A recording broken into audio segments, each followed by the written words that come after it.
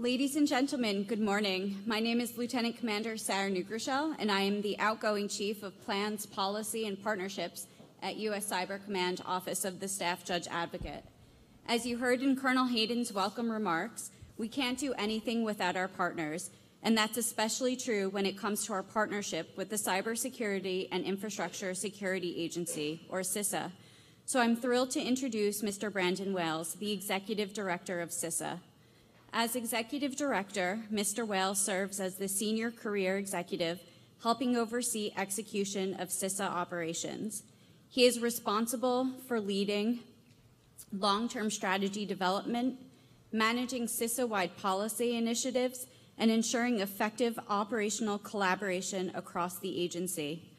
Some highlights from his illustrious biography include: in February 2022, he was appointed as the lead for the federal government's domestic preparedness and response related to the Russian-Ukraine crisis.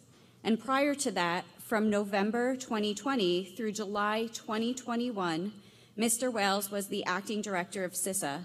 In that capacity, he led CISA's efforts to defend civilian networks, manage systemic risk to national critical functions, and work across both the public and private sectors to raise the security baseline of the nation's response to the SolarWinds Orion supply chain attacks, Microsoft Exchange vulnerabilities, and the Colonial Pipeline ransomware attacks, amongst many others, while completing this stand-up and reorganization of the agency following the passage of the CISA Act of 2018, which established CISA as an independent agency. Joining Mr. Wales is our very own Colonel Nate Kearns. Colonel Kearns currently serves as the Air National Guard Assistant to U.S. Cybercom's Office of the Staff Judge Advocate, as well as the Senior Lawyer and Advocate for the Commonwealth of Massachusetts. As if that wasn't enough, in his civilian capacity, Colonel Kearns is the Director of Operations at the Defense Institute of International Legal Studies, where he has planned, managed, and executed over 150 international missions in over 100 countries. And when Colonel Kearns is not globetrotting, he's also an adjunct professor of law at Boston College. Colonel Kearns, I'll turn it over to you. Thank you very much, Director. Thank you for joining us today. So what I'd like to do is just kind of run through some topical areas and questions, and at some point, if we have extra time, we'll hear from some folks from the audience. Sure. So the first thing I'd like to ask you about is some of the current cyber and operational challenges faced by CISA, and if you wouldn't mind addressing both domestically and internationally, sir. Sure. So first, thank you for the invitation. I think as was noted, this mission is one that's built on partnership, and the work that we do with Cyber Command, the National Security Agency, DoD more broadly, is essential to the work that we do both domestically and internationally. In terms of some of the challenges that we are facing, I would say it's at the intersection of a couple of trends. The first is, over the last decade, the increasing digitization of everything, meaning that IT things that are today enabled by IT systems that weren't a decade ago create increasing risk. Secondly, the increasing complexity of the technology in general has meant that large portions of our critical infrastructure are operating using technology that they really have no business using because they don't have the innate capability to actually secure it. And third is the level of sophistication that our adversaries pose now to this technology kind of has all come together in a perfect storm. And so these are challenges that face us not only here domestically, they are the same ones our international partners are grappling with. I was talking this morning with colleagues from across Europe at an event that the Lithuanian government Ministry of Defense was holding, and it was the same exact topics, how to grapple with the challenges of emerging technology and cybersecurity in the face of growing threats. I'll remind everyone that the director was on the phone with Lithuania at probably 03:30, so an extra thanks for being here for us. So I was wondering if we could also get your thoughts. You mentioned it briefly on sort of the current threat landscape. I would say, if you wouldn't mind addressing some of the radical transparency, the international collaboration, communication, and you sort of touched on it, sort of the What we didn't have in the past, we now have a lot more folks, agencies, governments with access to previously things that we hadn't had before. Yeah, so when I look at the threat space, and I think many of you know this very well, trying to deal and grapple with going after these threat actors. When I look at the threat space, I see kind of two unique challenges when it comes to the specific threat actors that we're facing. On the one hand, the nation states we are dealing with today have grown a lot better at what they do. They're able to hide more effectively. They're able to obfuscate their activity. It is harder to keep track of the specific threat actors. We have good insight, thanks to our intelligence community partners, about strategic intentions, but a lot less insight in terms of what they are doing tactically day to day. And that is because they've grown better. Their tradecraft is improved. They're operating. They're no longer developing custom malware as often. They're now living off the land. And so it makes it a lot harder for us to discern exactly what they are doing, where they're doing it, and how they're doing it. And they're able to burrow in and hide in networks in ways that we didn't think they were able to do in the past. And on the other hand, the kind of democratization of capabilities for criminal organizations have kind of lowered the barrier of entry for criminals to get involved in more sophisticated cyber type attacks, because they'll utilize ransomware as a service or other tools that are developed by more capable criminal actors and who sell or lease those to lower skilled actors. And so it has meant that the scourge of ransomware ramped up over the last 2 or 3 years as criminal organizations have specialized. And all of that is now hit against this, what is largely an insecure technology base. As I mentioned before, we have dramatically increased the digitization of everything. However, our technology infrastructure today is not designed with security in mind up front. What gets technology to the front of the market today is based on cost, speed, and innovation, and it's not around security. And that has meant that every day thousands of new vulnerabilities are discovered in technology, and it is not sustainable that any actor, any company, any government is going to be able to keep pace with the scale of vulnerabilities that the technology base that they're dealing with. So we have been pushing, thanks to our director, Jen Easterly, a new focus on kind of secure by design and secure by default. That technology needs to be developed upfront that is more secure, and that it is by design and by default deployed in the most secure way possible. And it needs to be easy enough that small and medium-sized businesses or small and government agencies and local governments around the country, municipal hospitals and water systems, that they have the ability to use this technology in a secure way. And that's just not the case right now. And we know that because as soon as new vulnerabilities are identified, we can see the malicious actors exploiting those vulnerabilities at scale. And we're never going to patch our way out of it. So it is great that we're identifying those and companies are deploying patches, but the scale of those vulnerabilities mean that we're always behind the 8 ball. We're always chasing the adversary. And so the only way to get ahead of that is this focus of kind of getting ahead of it. We want companies to be designing and deploying technology that is as safe and secure as possible up front. So I guess along those same lines, you're mentioning some of the challenges that we're seeing out there. Could you maybe address some of the strides and some of the successes we're seeing or partnerships on the way ahead, both domestically and internationally as well?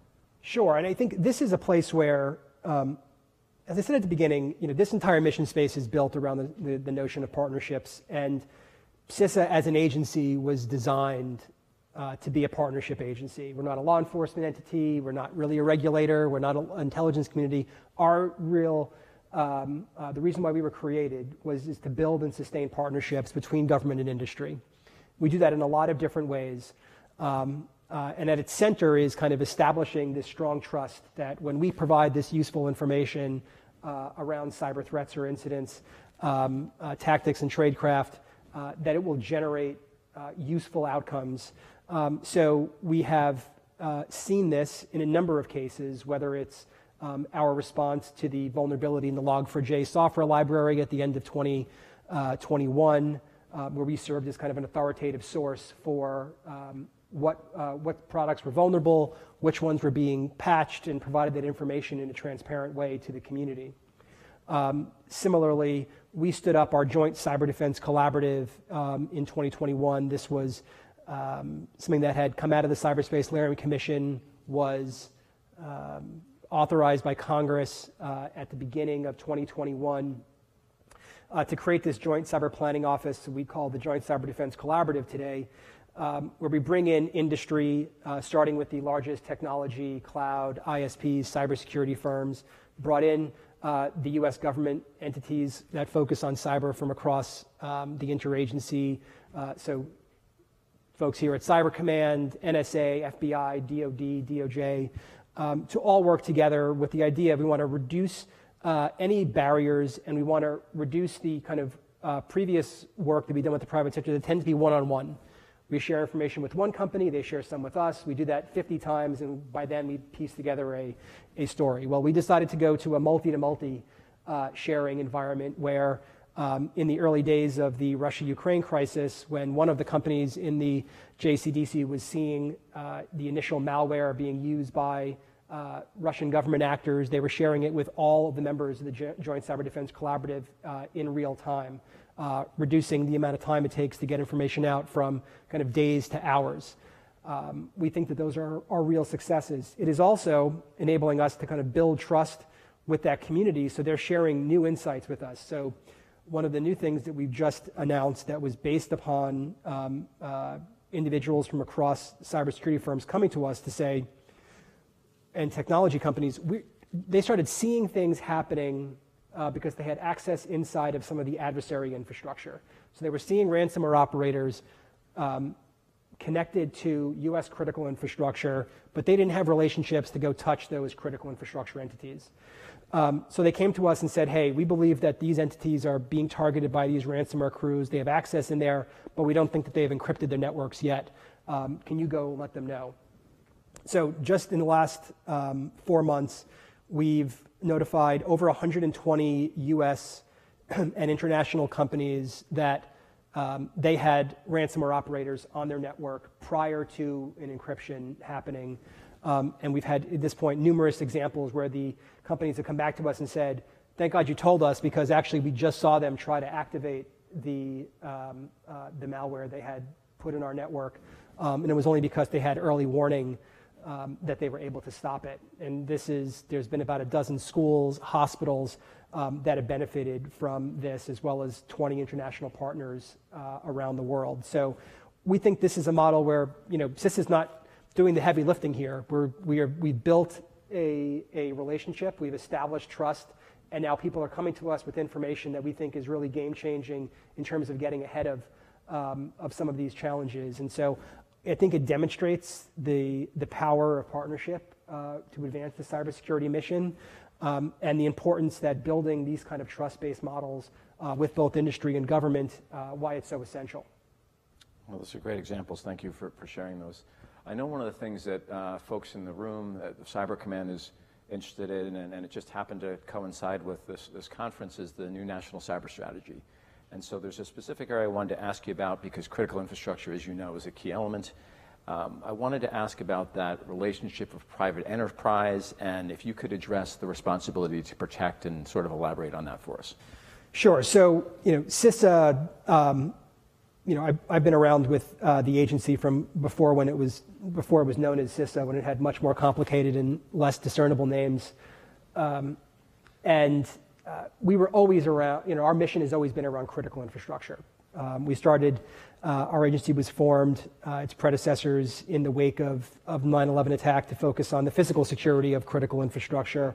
In the aftermath of Hurricane Katrina, it kind of expanded from the original CT mission to focus on more all hazards resilience related to critical infrastructure. But still today, when we talk about the homeland, we talk about cybersecurity, we're still predominantly talking about what we need to do to protect and secure and make more resilient our critical infrastructure.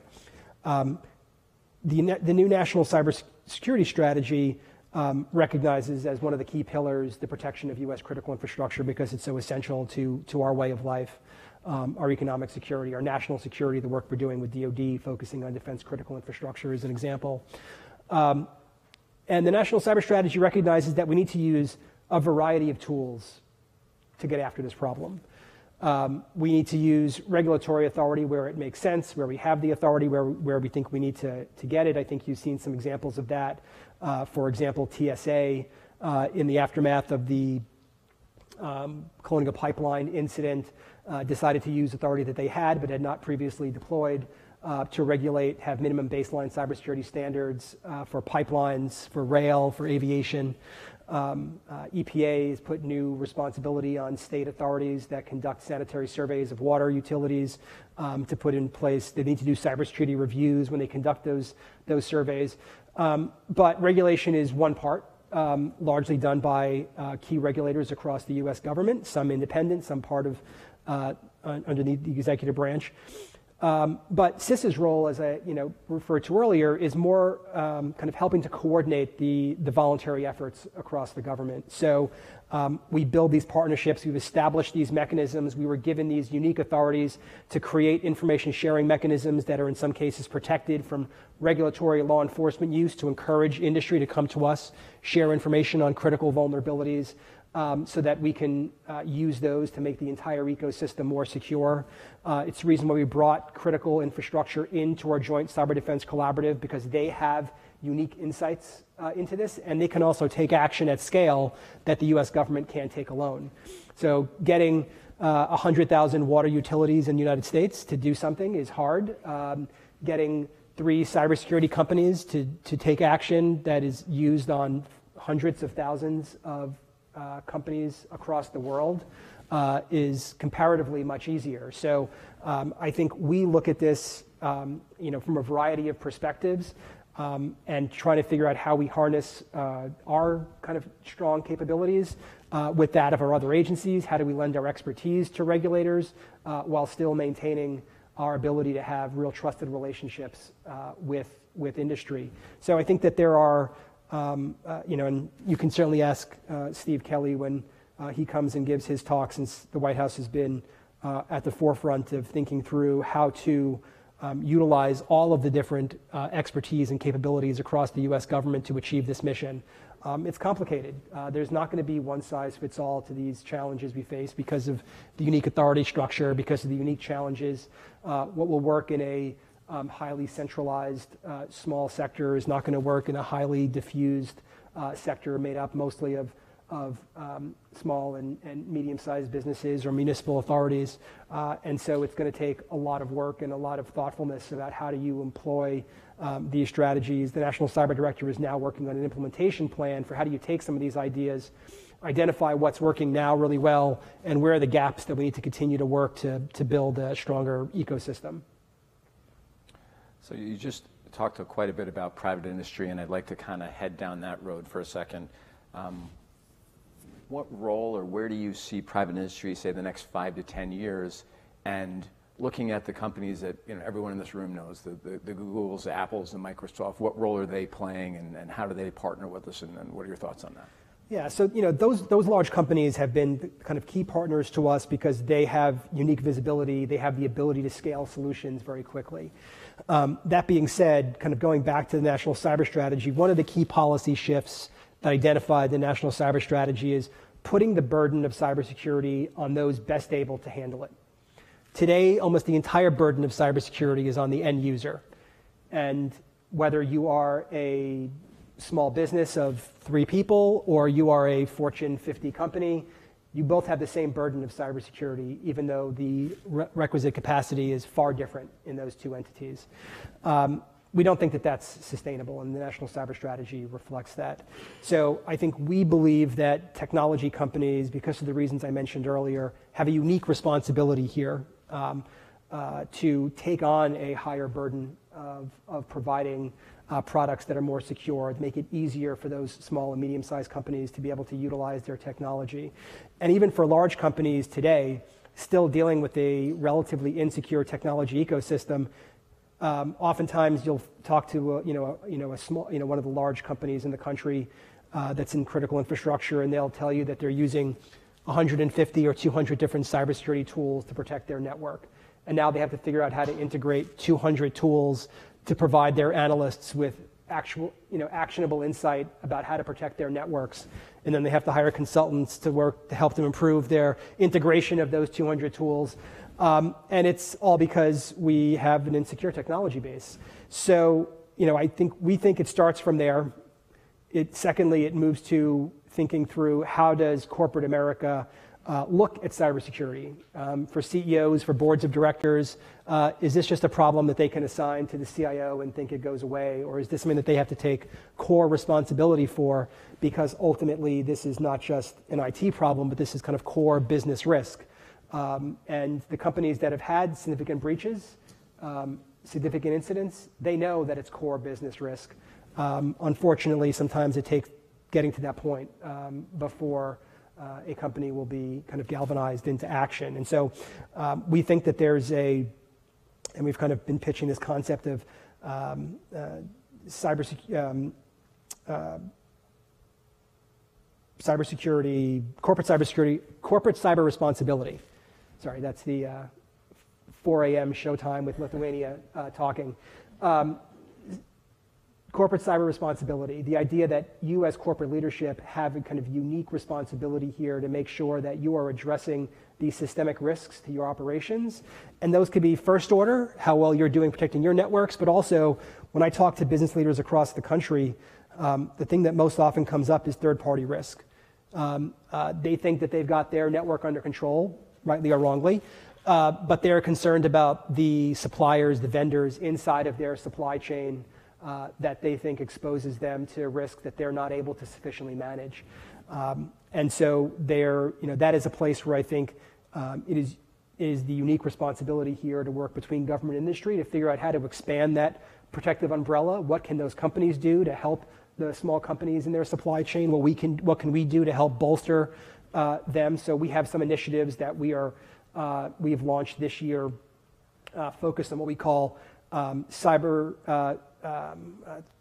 target-rich cyber poor.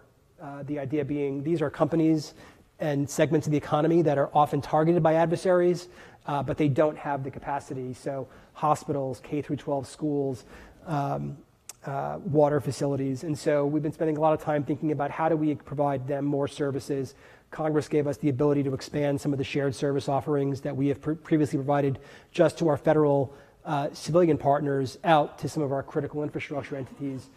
So we're looking at doing that starting this year using some of this new authority from Congress. But we think it is super important that both the government and large companies together take that responsibility to figure out how we broaden this, because ultimately every company in this country relies upon a network of small companies that are the weak underbelly of our cyber ecosystem. Sir, along that same vein with these public-private partnerships, how would you say that extends to the challenges with our international partners? Yeah, so I'd say all the challenges we have here, they're just magnified overseas because they often have less capability, less capacity. When I think about the amount of expertise and capability that resides in the federal government between CISA, the FBI, NSA, Cyber Command, DOJ, DNI, and the really vibrant cybersecurity ecosystem in the private sector here. When we start working with international partners, some of those folks obviously have a lot of capability. We work extremely closely with a number of our Five Eyes partners, have done a lot of joint production with them on guidance.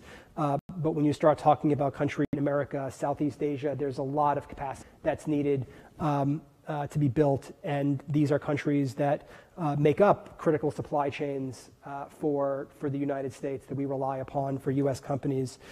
And so there is a real appetite out there across the world, whether it's countries in Europe that I was on the call with today, or countries in the kind of global south that want to get better at this because they're seeing challenges.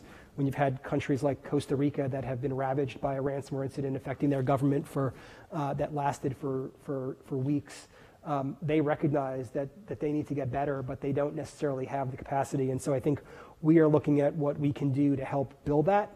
Obviously, our focus is still here at home, but there is a lot that we learn in terms of early warning from working with our international counterparts. We have relationships with over 200 CERTs, the computer emergency response teams around the world that we share information with regularly.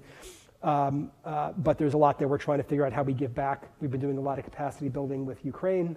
Obviously, right now, we've got some work that we've done through Singapore to ASEAN countries to expand capacity. But there is just a lot more work to do out there because there is a real hunger and just not enough capacity. So you've mentioned a little bit about DoD's role and Cybercom's role. Just to take it to the folks in this room, to the SJs here, a bunch of the staff are here. Where is CISA? Where is Cyber Command? Where are we going together? Where do you see the next few years as that relationship? Yeah, so I mean, we think that the relationship between the offensive and defensive work is really essential, and I think our goal over the next few years is to make that the information flows and the tipping and queuing back and forth even faster, more ingrained, because when it works, it's worked super well. And so there's been real world examples, and since we're going out to the world, I'll be circumspect here, but there's been real world examples where the activities that you're doing overseas has given you insight into actual incidents here in the homeland. You've handed it over to us. CISA and the FBI go out and talk to the victim. Maybe we do some incident response. Now we're identifying additional, whether it's additional activity that the adversary was doing, additional infrastructure that they were utilizing. We're passing that back to you guys that you're using to expand the scope of your mission to identify additional targets to go after and back and forth. And I think that type of symbiotic relationship is really critical. And I think it has worked extremely well when it's worked, and I think we now need to figure out are there gaps, what we need to do to ingrain that type of relationship so that it is smooth. Frankly, it is new. Cybercom is a relatively new entity, certainly at full operating capability. CISA, in its kind of current incarnation, is relatively new, and I think we need to make sure that we build some muscle memory where this is just happening as a matter of course. The other area that I would touch upon here is obviously the relationship between Cyber Command with the various Cyber National Guard units around the country, in part because we've got a very close relationship with our state and local governments. We do a lot of work to provide support to those state and local governments, and a lot of state governments will utilize their Cyber National Guard units to help buttress and support state level and incident response activities within their jurisdictions.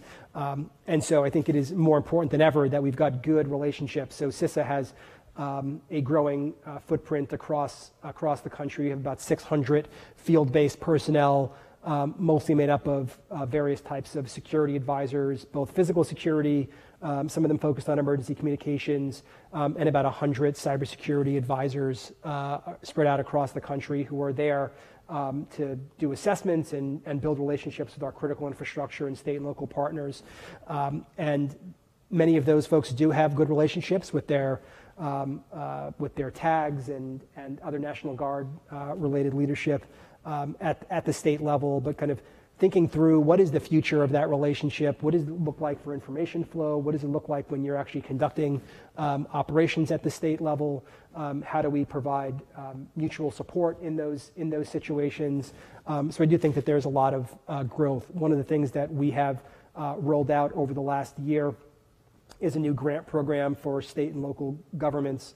Congress gave us, as part of the Infrastructure Investment Act, $1 billion over 4 years to give out, again, cybersecurity grants focused for state and local governments. And they're using that in a variety of ways. The first tranches of money actually just started going out the door a few weeks ago because we approved the first 12 plans that were submitted by states. They had to submit pursuant to the law. And so there is more capacity that's going out and being built at the state and local level, and we know that National Guard units are kind of a key part of that ecosystem at the state and local level. So the more we can do to understand what that looks like, so that we can have, where we need to have consistency, where we need to have unique state-tailored efforts, we can do that. No, Brandon, thank you very much. I really appreciate it, especially the plug at the end. I will say, through the Cyber 9 line, through the establishment of state and local partnerships, the ability that I hear across the 54 states and commonwealths and territories is they have never come across an agency that they've reached out to that hasn't had a constant support or an ability to proactively help them or reach out to them. And it's just been fantastic. So thank you for that, sir. What I'd like to do now, I think we still have a couple of minutes, is open it up to some folks in the audience. I know that there's some folks that would really want to take advantage of this opportunity. If anyone has any questions, we ask that you just turn your microphone on so that those virtually can hear as well.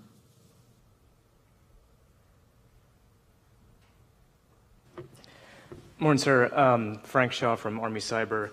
Ms. Wales, you had mentioned larger companies taking on a greater responsibility for cybersecurity when you have this, three-person small business who doesn't have the capacity for that. Since those larger companies are ultimately accountable to their shareholders, what is the incentive for them to do that outside of their organic supply chains? Like, how has that conversation been to incentivize them to do that?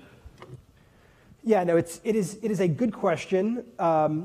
And I think it'll likely depend upon kind of the criticality of those small and medium-sized businesses in their supply chain. The ones that are obviously more critical, the ones that have less substitutability, you may feel maybe much more willingness when there are kind of more single points of failure for their operations.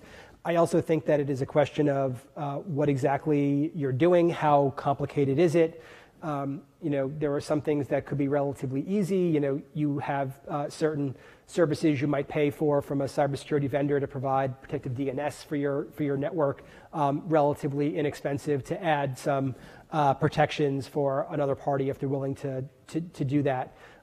Whereas more intrusive capability is probably not true. But you also think about kind of what your due diligence is, what your ability to provide some support and mentorship for what they need.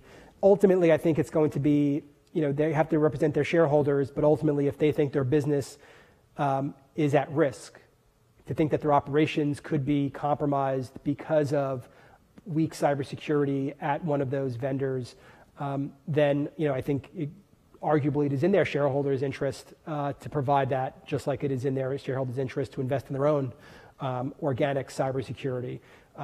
And frankly, as I mentioned earlier, third-party risk is the number one issue that I have heard consistently across every critical infrastructure sector. And so if every critical infrastructure sector says, I am worried about third-party risk, they can't then say, well, but I can't really fix it because my shareholders. Ultimately, if it's one of your top cybersecurity risks, then you need to be willing to invest. And if that's not just in your organic capability, if that's in helping third parties that are critical to your business, that's where it is.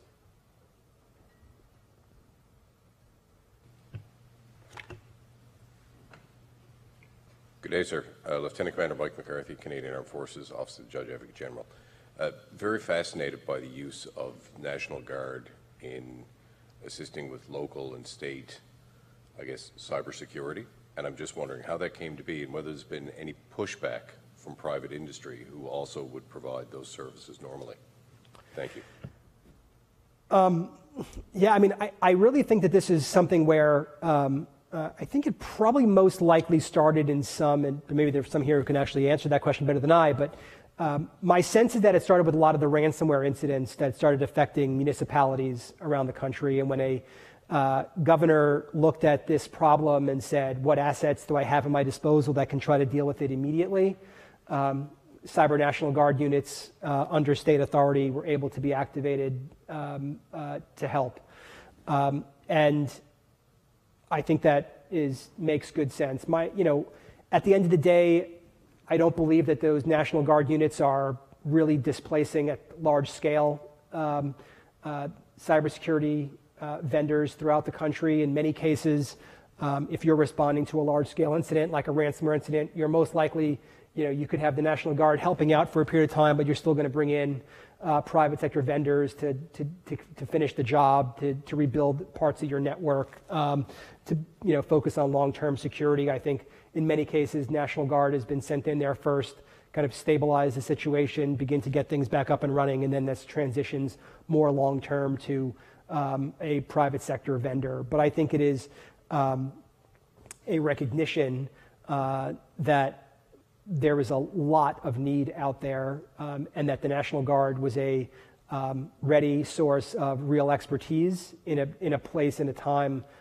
where governors did not have a lot at their disposal. But it's not consistent, because we've engaged with states that have had incidents and they've immediately brought in one of the large cybersecurity vendors, and other states will bring in the National Guard and later bring in a contractor to come help and finish the job. So we've seen a variety of different types. There's no one size fits all in terms of how states or municipalities will address this problem. But I think it is one where we are likely to see consistent use of the National Guard across the country, because it is a real source of expertise that is under the authority of the governor, and can be readily deployed when they have a significant incident. I'll just add one thing as the Air National Guard assistant here at the U.S. Cyber Command is, there's a direct liaison relationship to CISA, where our folks across the 54 states, commonwealths, and territories can directly reach out through the Cyber 9 line directly to members of CISA. The members of that team have been incredibly proactive in the sense of, if you think there may be an issue or you think there may be a malware, for instance, reach out proactively, and they will provide guidance, information, et cetera. Also, under Colonel Hayden, U.S. Cyber Command has a specific division that the Guard can also reach out to. As Brandon put, there are, you can imagine, like different companies, some that are more robust, very well developed, some who full-time work in the industry, but there are also some that are nascent and learning, and so having both the support of U.S. Cyber Command and CISA is instrumental to the 54.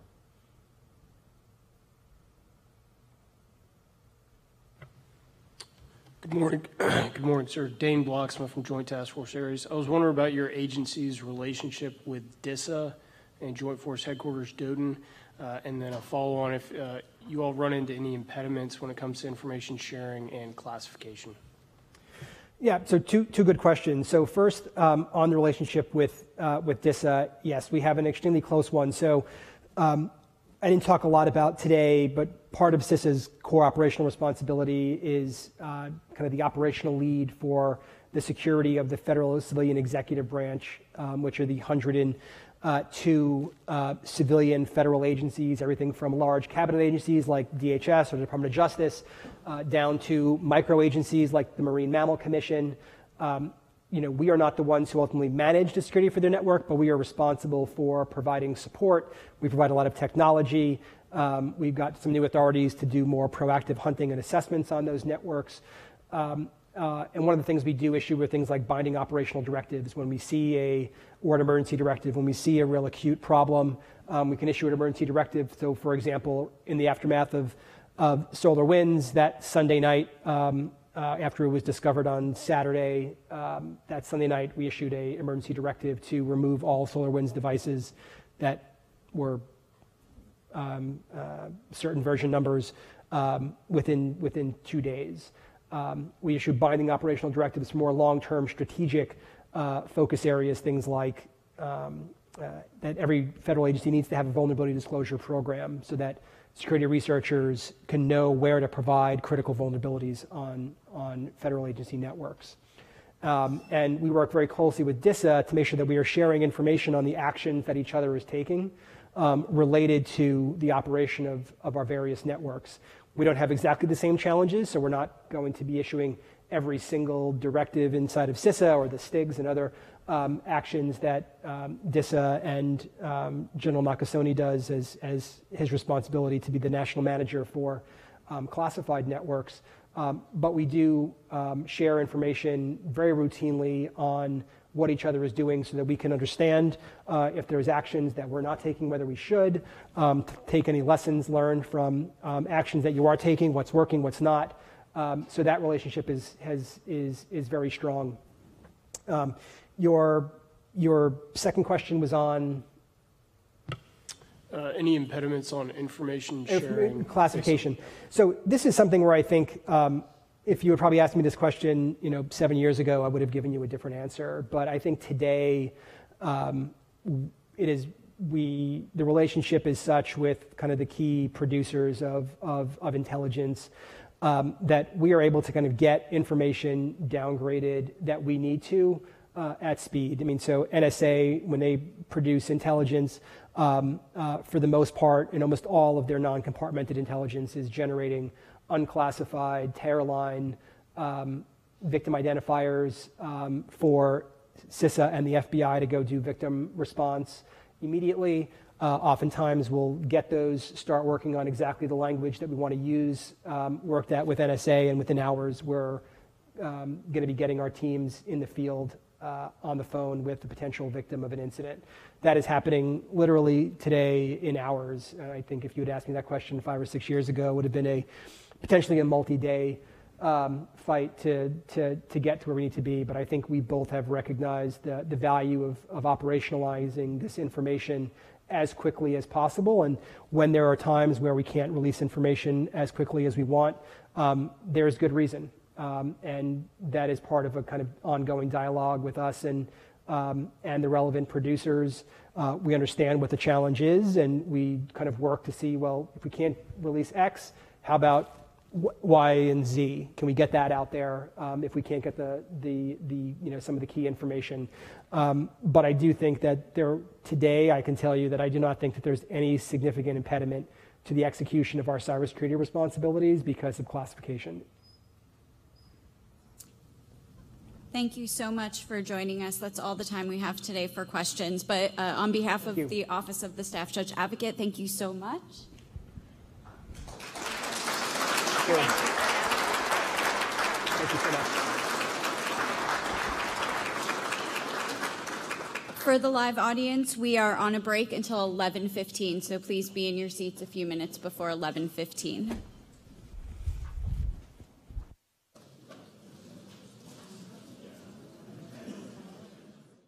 We would like to talk to you about what makes working at U.S. Cyber Command, Office of the Staff Judge Advocate, so unique, challenging, and rewarding, and why you would want to join the military cyberspace operations legal community. Experience in any operational field is an outstanding foundation for dealing with cyberspace operations. No matter the domain of operations, international humanitarian law applies in all armed conflicts, and as a matter of Department of Defense policy, it applies to all operations. Observing the principles of military necessity, distinction, proportionality, and humanity is always required, no matter the means or method of operations. However, the way we implement these principles and protect their underlying values are often challenged by cyberspace operations that can achieve strategic effects without rising to the level of a use of force or armed attack. Laws designed primarily to protect life, limb, and property from kinetic attacks do not translate easily when applied to comparatively non-destructive effects. The role of the military cyberspace operations legal community, then, is to interpret an imperfect regime in real time, offering careful consideration of international law, domestic authorities, and policy implications, and their impact on national and international security. The work of this community stands within and at the forefront of some of the most complex operational legal issues today. Cyberspace operations legal practitioners have the ability to, through careful and thorough discernment, shape the evolution of practice. It is not uncommon for a cyberspace operations legal practitioner to be asked to weigh in on questions of international sovereignty, domestic criminal laws, constitutional principles, and under certain circumstances, what may be lawful as part of a single mission. Take non-intervention, for instance. In cyberspace, borders are porous and threats can emanate from anywhere and everywhere. As a result, the physical domain does not neatly translate to cyber.